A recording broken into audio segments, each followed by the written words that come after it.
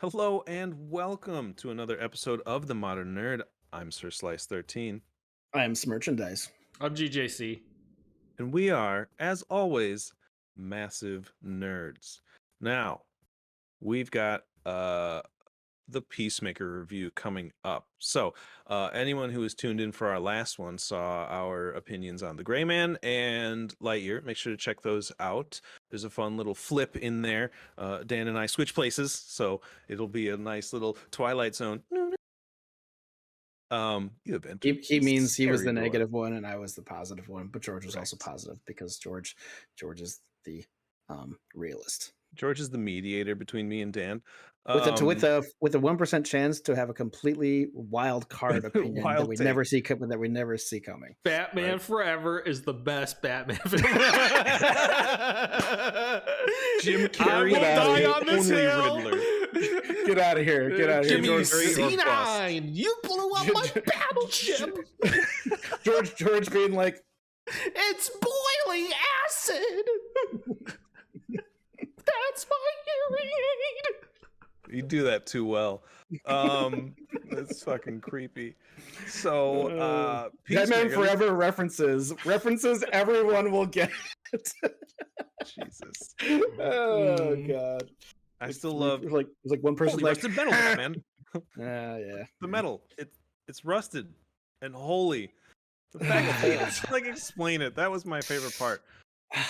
He still has his suit, Chris O'Donnell. Good for him. It's collecting dust in a basement. I saw it on like. Did he iron out the nipples?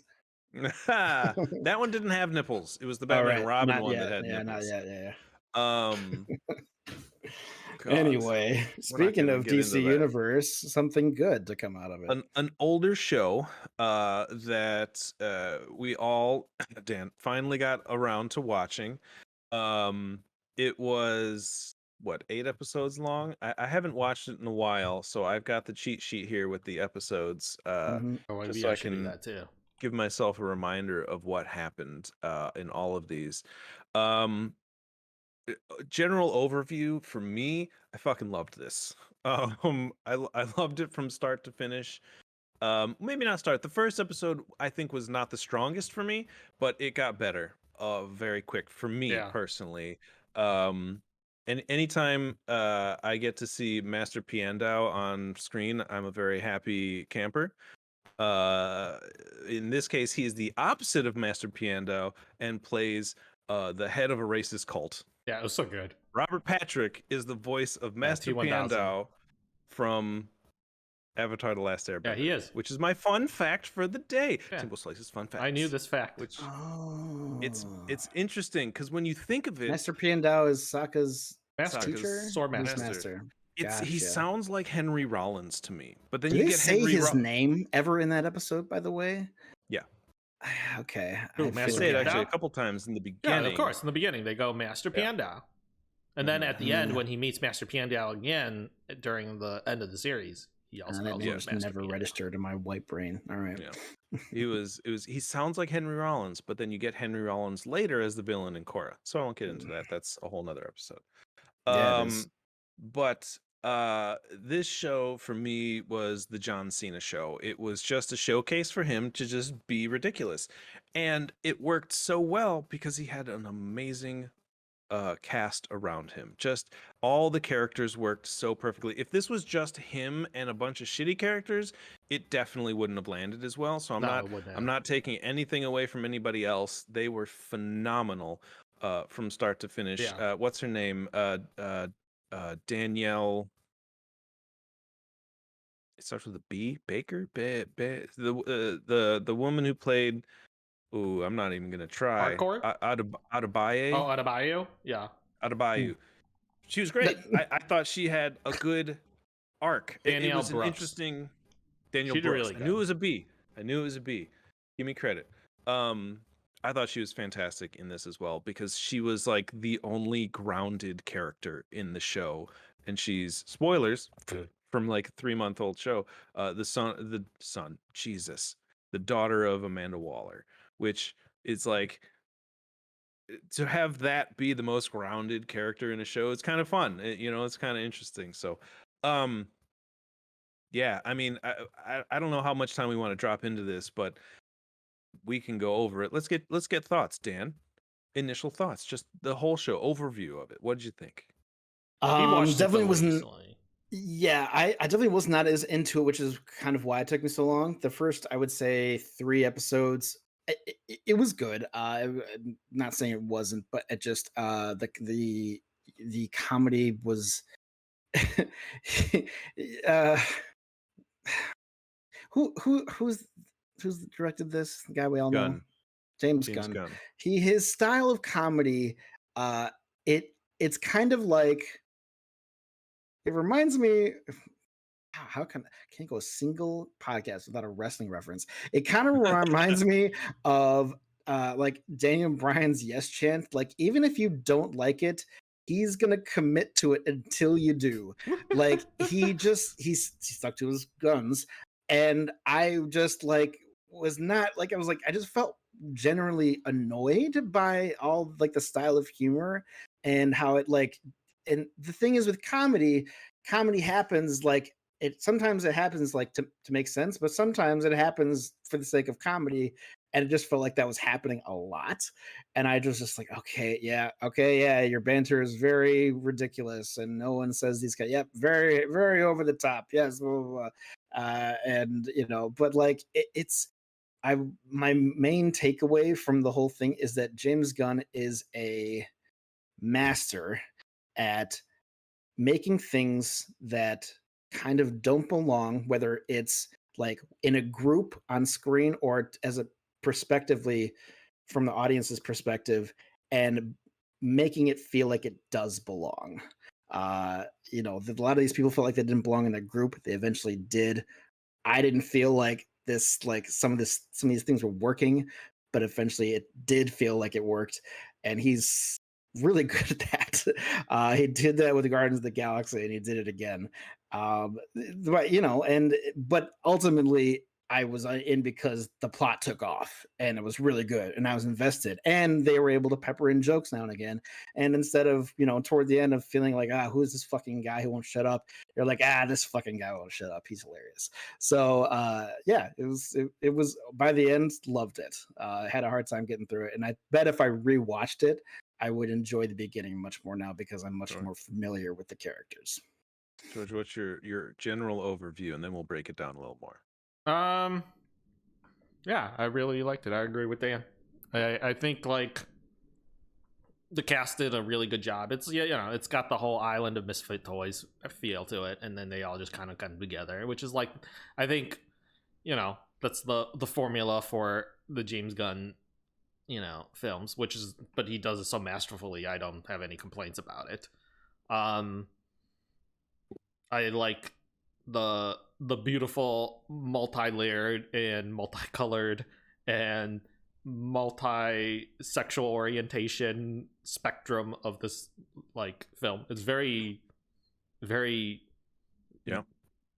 wide range of cast of characters of different backgrounds of both socially, racially diverse. Also a wide range of, well, you could say star power actors, people who we probably never even really seen or noticed before in other previous things they've done, and like really gave all of them a chance to stand out. I think every single person, like that's like what's fabulous about James Gunn is like, how they tell you in theater there are no small, like there's no small parts, there's just like, you know what I'm saying, like every single part is like a big, it doesn't matter when you're on stage, but whenever you're on stage, like you go 100% because like you never know when someone's looking at you. You never know when that's your shot. That we never know when that's your moment, right? So you always, when you're on stage, you commit full 100. And I think he's really great at that because some of these small side characters who normally would have just been like toss away characters in a single episode or whatever moment, whatever, he got the best out of every single small character, from like a sheriff to like this person to that, these people to a random short Asian superhero to like all these people who you would have thought were just minor tiny little characters. You could tell that they invested and loved this guy so much as a director that they still gave it their full 100%, even if they were only going to be in it for a couple scenes. You just tell that they commit, from the dudes in jail to freaking guys bowing down to a racist, like, you know, like cult leader or whatever, villain. Like every little person who had a part, you could tell they just enjoyed him and enjoyed the film so much, or the show so much, they like fully commit. And you could tell that right away, even from the fucking beginning of the show, when they bring out that crazy ass roll of credits and the song that they're doing, the stupidest, goofiest fucking song you've ever seen in your life, and dance moves that look like they were all weird and choreographed, but those guys love him so much they all fucking committed, and by the end of it you're dancing with it by the end of the series because you think it's fucking hilarious. All completely straight face the entire. How many times do you think that took them? Like I would love to see the outtakes of them just being like I'd be laughing my ass off. Like that's so there you go. That's my overall. Yeah. So, I was the one pushing for us to do a Peacemaker episode for this whole time. So yeah. Because I want to. This show hit me like at a time where I felt like, I don't know, I was kind of like in a slump. Maybe it was like during certain years of the month when it's like snowing out or whatever, and I watched it. I think it was during winter when it came out. So I was like, you know, like kind of in a rut, but like it really cheered me up because they have like just like John Cena hamming it up, and like. I'm not the, like, I was not, whatever. We're going to get into wrestling, but, you know, Cena, honestly, Cena has done some of his best fucking work after his wrestling. Honestly, some of his best work has come after wrestling. And this, being given freedom to do it. Yeah, it's given him the freedom to do things that he obviously was not allowed to do in WWE. And this is just great. And, like, shout out to the ladies.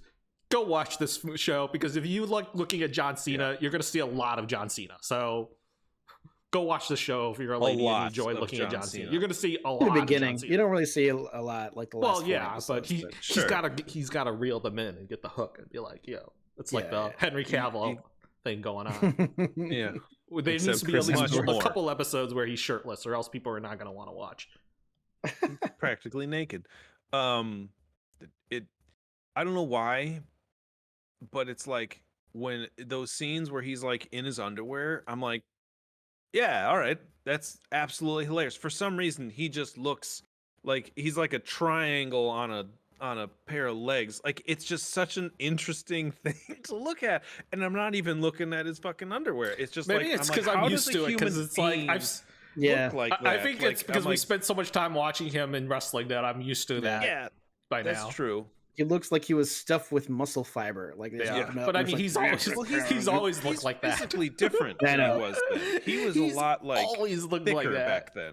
That's true, but like he's like more like ripped kind of now. Yeah, and it's like it's I mean, you know, it's impressive. It's props for sure. He's got like a bulging vein the size of the Niagara Falls. It's like huge on his bicep.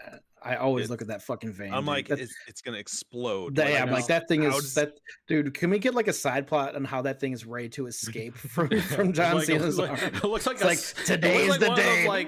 Those like worms from like what's it called? Like buried into his skin from what is that film? I forgot. But anyways, Slither.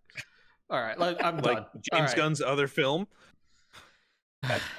Okay, I want to break down and talk about the character of Peacemaker in this, because that is the most interesting part of this show. Is you have this character who is a villain for sure, in a sense, in that like he just murders everyone, and it's called out very early in the show that he's killed. I think it was in this. Maybe I'm confusing with something, but he's like the janitor. The janitor calls him out, being like, "Yeah, and where do you kill a lot of these people? Are they like in the hood? He's implying that he kills a lot of folks of color, and that he's a racist. That he's a racist, clearly, and I think it's interesting that what we learn in the rest of the show is that his father is the White Dragon, the head of the superhero head of the KKK, essentially, which is like not an easy topic to write these days. No. And to look at who Peacemaker is at this moment when we meet him, compared to what we vaguely know of his upbringing, it's a miracle he's who he is and not worse, because he does consider himself a hero, and he isn't trying to be racist. You can tell that he's really honest to God, not trying to be the worst person on the face of the planet. Right. But like you start to, as the show unfolds, you kind of start to realize, is this like how much is nurture and how much is nature? Like where's the line between who he, like where's the splitting line where he becomes just a horrible human being and actually becomes a hero? Like I think to have that character I'll tell you. written like this is very, very, very, very hard to do. To make you watch a character who you know is not really a good person, but is an interesting character, and you're rooting for him. Right. Weirdly. It's because his brother died. I mean, Yeah. if his brother hadn't died, I think both him and his brother would have been raised to be complete pieces of shit. Yeah. But when that happened, he saw his father blame him, and he knew it wasn't his fault, and he started kind of looking at things differently. And here we have Peacemaker. Yeah, and I think the course of the show was, it was a good story. It was a good character arc for him. You know, he grew out of a lot of his sexist, misogynistic, closed-minded points of view, and it took a while, and it took a lot of bluntness for him to outgrow some of these misguided views that he had. And you know, because a lot of different movies and a lot of different shows will kind of give you a really slow build and have the character learn, you know, profound lessons, but it's really kind of, what's her name, what's the agent's name in this, the woman who he's like attracted to, hardcore, and like her literally being like, you're a fucking piece of shit, misogynistic asshole, stop it. Like that's what happened a lot over the course of the first 4 episodes, where like she kept shooting him down and everybody, and then it was Adebayo who kept calling him out and like really, really brought him around. I think in the end was Adebayo, his ability to look past some shitty things that people have done to then trust. And then I don't know, it's an interesting show, and this is just aside from the ridiculous humor that I absolutely like loved by the end of the show. Like Dan, like it was just over the top hilarity, and like for me that's what drove this show, is not just the Peacemaker character, the rest of the characters. The plot was like a backseat for me. Like it was to me, I was like, this plot is stupid. Like but like it's a little ridiculous. It didn't matter. It was body ridiculous. Snatchers. They're literal butterflies. Like I was expecting something else, and then it was like, oh no, it's a literal alien butterfly thing. And it was interesting, and they kept it going enough. It was just this side of ridiculous enough for me to be like, yeah, cool, superheroes, villains, and aliens, and then a giant fucking space cow in the end, a bug, which they never gave a name. They just called it the cow. Like, yeah, which is fine, because that's not the point of the show. The show is a character piece for really this crew to come together and become one, or whatever you want to call it. But it's hard. It's a lot of props to, did James Gunn write this or just direct it? I don't know, because the writing on this, to be able to walk that line, and especially in 2022 when there has been so much racism and hate in the world. Well, they made those white supremacists look just downright ridiculous. So there's nothing like, it's not like they glamorize white supremacy. They made those guys look like idiots. So like that's not that difficult.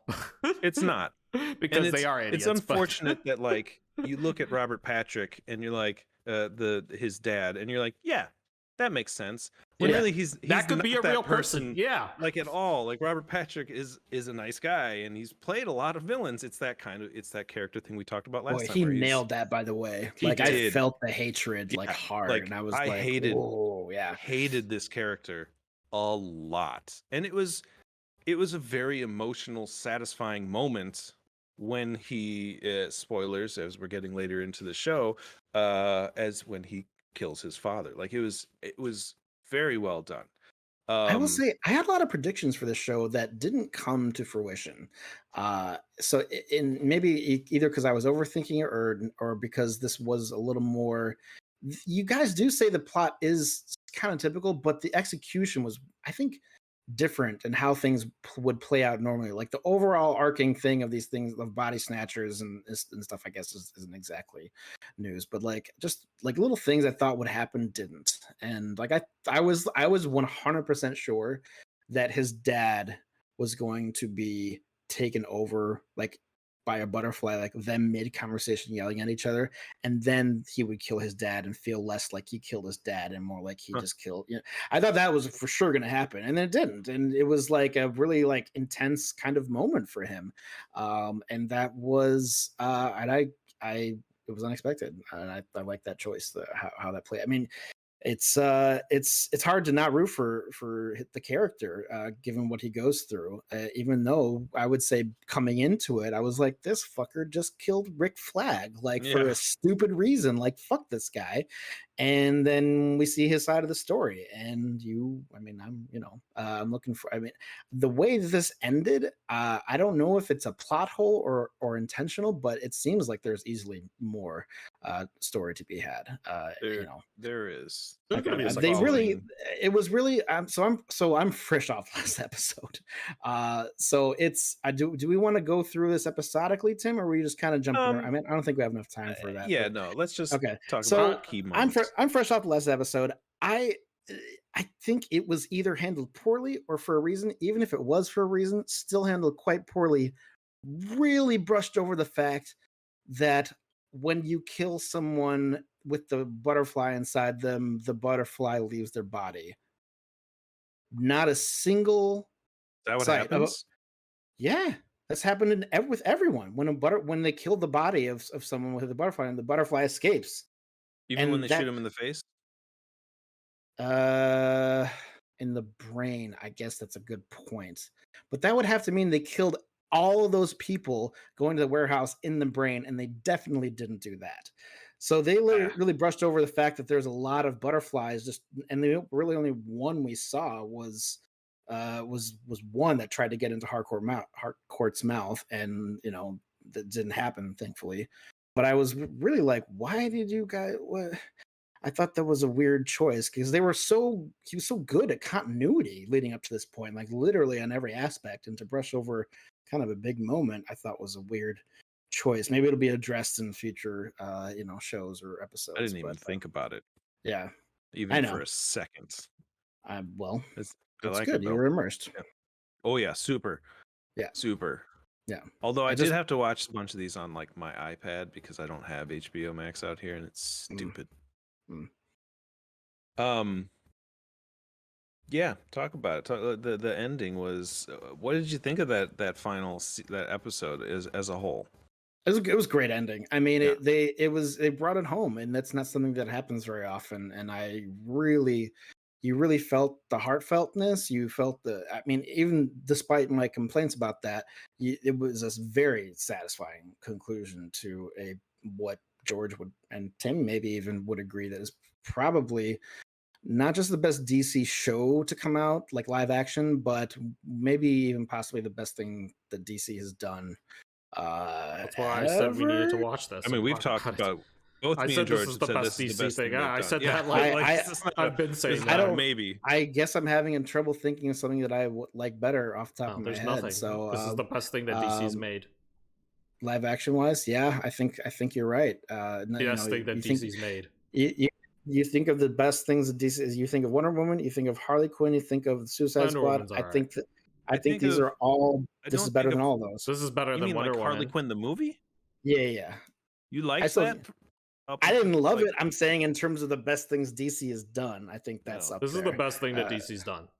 Yeah, live action wise, for sure. Yeah, and like, I think a lot of it is like you give a lot. I think there's a lot of credit given to the writers, but also just like the actors themselves. I think James Gunn gave them the freedom to like just go off and like ad lib a lot, because if you look at a lot of the stuff they cut out, which they tend to they show it after the credits. If you've ever stayed long enough after the credits, they do a lot of extra scenes that they like that just didn't make it into the episode, and it's like it's usually nothing even to do with the plot. It's just random like scenes where they're banter, that they're going back and forth with each other, and it feels like so organic. It feels like they just kept going at it, and they that they're like you're kind of like a fly on the wall watching them argue with each other sometimes, or like do crazy shit, and every one of them is funny. All the post-credit scenes are hilarious, and it just feels like extra like Tim Gunn was just like, go for it, keep going, and like I'll just keep filming, and whatever, just keep it rolling and keep it going, and you guys just flow and riff off of each other and continue bantering, stay in character,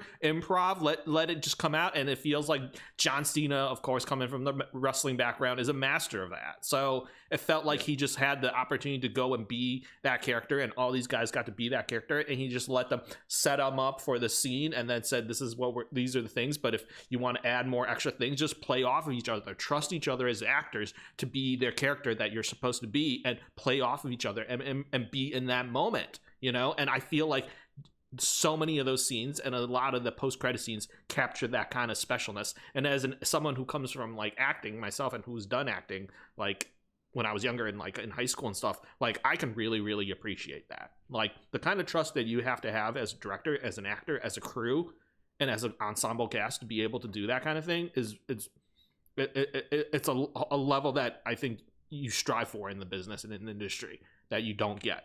And the show is just goes to show that when you give people an opportunity to shine and like you trust them to deliver, that they do it. And that's what really I think makes it special.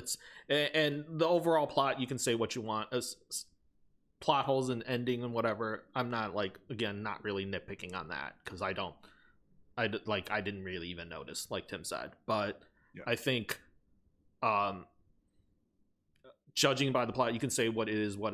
It's nothing too extreme and nothing that you haven't seen before. Great different twists and executions on a plot that we've seen before, but in the end, Tim's right that a lot of it is like just those individual character moments and interactions with each other. That really, to me, was what was more entertaining than the overall plot. The plot really got crazy too, don't get me wrong. I'm not gonna, like butterflies everywhere, like swarming, and like there was some really intense scenes where like you were like, whoa, like cool. And there was great action, don't get me wrong, funny things happening, people exploding and being pulverized, like great action, just funny things happening all the time. But like really at the end of the day, like if there weren't all those like scenes and interactions with the characters and all the like the growth that they've had and every one of those characters had, and the amount of attention that they put into every character's like story arc, like if there wasn't that detail and it was all just action of the plot, and that was the focus of it, and if the plot was what drove the show forward more than the actual character development, it wouldn't have been as good of a show. Like, do you know what I'm saying? If the plot was more of the center of the focus of the show than the character development that they put in, I don't think it would have been as good of a show. I really think what made the show what it was, the plot is just like, it's just the train that you get on to get to like the end of the station to me. But like the real show was like what was happening on the train. Well, like the people, you know what I'm saying? That's what it felt like to me. I don't know if that makes sense. It does. It's a great analogy. Yeah. It's crazy to think that John Cena is probably one of the greener actors. Maybe not in the conventional sense. Just not in the conventions. And this is like the perfect. He's more or less been acting medium for a long time, but this is the perfect medium because he got the opportunity to be John Cena and like stretches improv and like stretches. He wasn't John Cena. He was Peacemaker, a very kind of like over the top, vulgar Peacemaker. Right. I don't know how accurate that is, but I don't care because it was fun to watch, and it was clear that a lot of it came from like the freedom to improv. Something that they probably got better with as the more they shot. I really the character capturing each character for each their roles was everyone did a really good job. I loved Danielle Brooks was great as like the unexpected daughter of Amanda Waller, and I was a little unsure about her coming into this. I watched Orange is the New Black, and she was very green, I think, during that show. Good in that though. She was okay. I think it was clear she was doing everything she could. I just don't think she quite had the chops yet, and she does now. Clearly, she nailed this role, and I really felt for her and what she was going through, and she like gave a shit about Peacemaker, and that showed. And they had great chemistry together. Her and Cena, almost everyone had great chemistry together, but they especially did,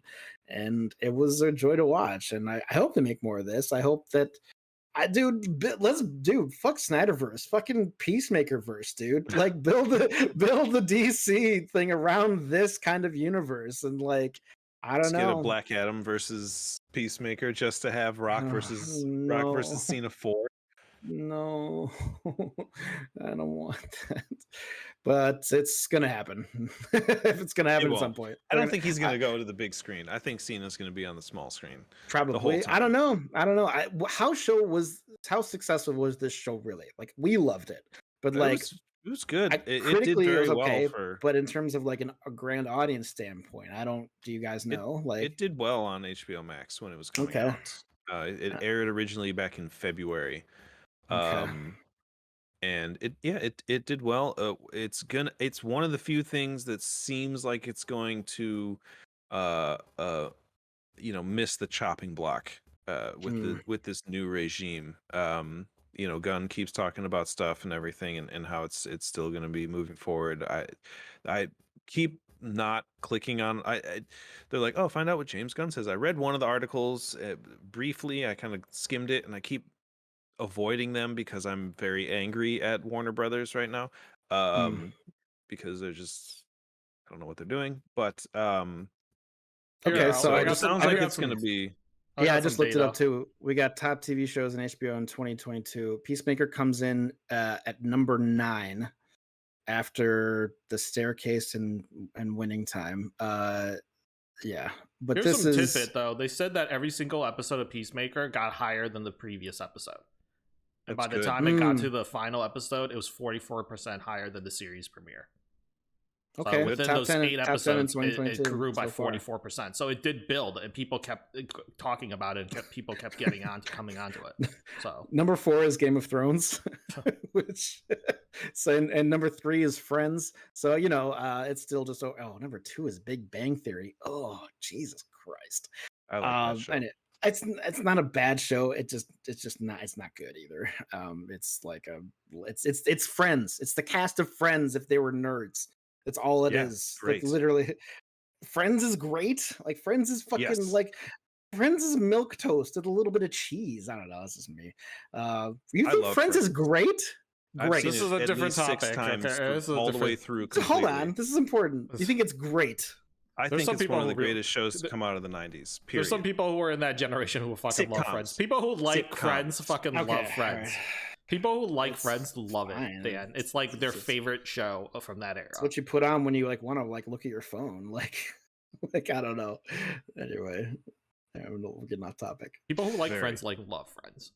Yeah, I love remember that episode of King of the Hill where Bobby's playing with the doll, the Friends doll? He's like, "You want to be Chandler or you want to be Ross?" I do not remember that. I didn't watch King of the Hill, but I have many friends that do, and I enjoy the references of King of the Hill more than I do the actual show. So damn it, Bobby. I'm gonna keep good. It that way. I watched a lot of it. It's clearly quality, and I love Mike Judge, but the jokes didn't land for me. It's hard to watch now because the animation is dated. It is dated. I like referencing with Friends, but getting back to yeah. How are we going to talk about Peacemaker and not talk about the weirdest cast member, Eagly, portrayed by? It's just weird that like there was an actual relationship with the eagle, whereas like I think in the show, in the comic book, it wasn't that kind of like relationship. Like he just was around and like attacked, but it was never like this weird I'm talking to my eagle type thing, which I thought was it was just kind of fun. It was like one of those like gimmicks that just sort of, the more he did it, the more it became funny. But I think yes, like you were talking about earlier, which I think it was maybe even before we started airing everything, was Vigilante was like super annoying, but like played a really big part in bringing Peacemaker around, because like you hear a little bit about, do you even really hear a little bit about him? I don't remember specifically if you get like a backstory on him. Very little, but like right towards the last like 2 episodes, he really kind of is pushed a little bit more into the spotlight, in the emotional spotlight, I suppose, because when was it? He wants to go like break him out of he wants to break into prison to kill his dad, which I was like, oh, all right, like I see what he's doing, like that's like a very noble gesture of him, like he wants to help his Which friend that do the way it. to do it is to not get in trouble outside of a prison. That's not how Y- that works, but that's no, okay. at all. But like he in the long run really, like, he had that emotional beat that was needed for Peacemaker to again make that, maybe not a full transition. I wouldn't say he is like completely reformed by the end of this, but he's moving forward, and I think a lot of it has to do with, after he kills his father, they made the choice to show you the psychological effects rather than imply them, in that Mm, he still sees his father and his father is still tormenting him in his mm, mind, which is, I love that trope. I don't it It's been used, but like it hasn't been, to me, that I can recall, and I could be wrong, don't quote me, but that hasn't been done in a while, in something of this particular uh um quality. No, what am I looking for? Like mm. it may have been done in something, but it wasn't like, to me, it wasn't like a big movie that did it. It wasn't a big thing, but like it those types of things, they work when they're done right, and I think Right. that this was done. You I gotta think it do was what's done right. right. Yeah, Yeah, I and hate it when they just have like characters just pop up and talk to you for yeah, like seemingly no reason, and this yeah. was a reason. So that's the It, symbolism was clear, and yeah, that was good. And I yeah. mean, it's a good thing because honestly, like despite how much we hate him as an audience, his dad was, the actor did an amazing job, and it will be interesting to see how that affects him moving forward. You talked about Vigilante. I saw it as a clear opportunity for a lot of more growth than he already showed throughout the show, Peacemaker. I think that there was a lot of opportunity to like see, like when he does something dickish or something, to see his partner do it like again, and he's literally getting a full view of something dickish that he just did, and he's seeing how that, like, his actions affect other people and how hatred can affect other people. And it feels like they didn't capitalize on that as much as they should have. It was just more like he was just yelling at him for being annoying the whole time, and it didn't feel like there was, enough of a, like, he had that real nice moment without a out of bio at the end, but not with really with Vigilante. It feels like there's like, hopefully that's something they explore a little more moving forward, because there's Yeah. still some unresolved issues in my mind there, and it's hard to tell because sometimes, like, are they doing this for the sake of comedy, or are they doing this because these two guys really have a real problem with each other? And I really couldn't tell a lot of the time. Uh, so I don't know. Maybe there isn't something there. Maybe it was like they're doing this part to be funny, or so there isn't anything to explore. But I hope there is, and I hope they do. I I think mean, if they there's. can blur the line like that, that's pretty good storytelling. I guess it is, but it's more like, so is uh, ultimately so that by the end of this show, of the end of this season, the question for me was, does this have a purpose? And ultimately, the answer was no, because nothing came to fruition of it. So I'm wondering, like, what was the point of it? So the point was just comedy, because that was a little too close to blurring the line for me. Like, if it's clear, if it's just comedy, it's fine, moving forward. But if there's What a reason, like, give me one. You know what there I mean? was Wasn't there a moment when he was talking about, like, where Cena was down on himself, and he was kind of like unloading his, his emotional dump, and he was like, and he's like, and like, this guy is my best friend. Like, he admitted, I think, at one point in the show, that Vigilante was his best friend, and I think He saying he it was he like did kind of the thing where he was like, he didn't. I thought he did, like, in like the No, sixth or seventh episode. Eagly is his best friend, Sure, but and like his, like, and only human friend that he had up until yeah, that point. but he lost us. But he said at the end of the show that Adebayo is his second best friend at the end of the show. Yeah. So I mean, there's, I feel a little bad for Vigilante, but it's kind of like he's only acting this way because of the way he's been treated. by Peacemaker, and so it's like it's So kind of, far that we know of. I guess so, but there was, he still doesn't, know when he's crying or exercising his face muscles. How serious is that? What does he really think that? I don't know. I think there's Comedy, something wrong with or him. Like, I think there's something mentally wrong with is Vigilante. there, or is it comedy?